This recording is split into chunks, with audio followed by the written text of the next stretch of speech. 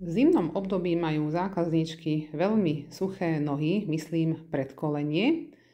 A mala som aj teraz jednu depiláciu. Nebola zákazníčka nejako extrémne chlpatá, skôr také jemné, svetlé chlopky, ale veľmi pekne vidieť, že ako ten vosk so sebou strhne aj tie odumreté korneocity, čo dobre vidieť takto v zimnom období, keď sú naozaj také veľmi suché tie nohy, úplne suchá koža na tom predkolení.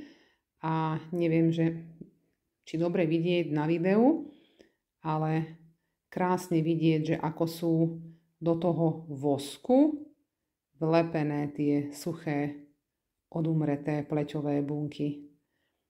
A týmto vlastne robíme aj taký veľmi intenzívny peeling na tej koži, že takto pomocou toho teplého vosku strhneme aj tie odumreté šupinky, tie odumreté pleťové bunky a potom má zákazníčka taký veľmi príjemný pocit, že aké má jemné, hladké tie nohy po tej depilácii.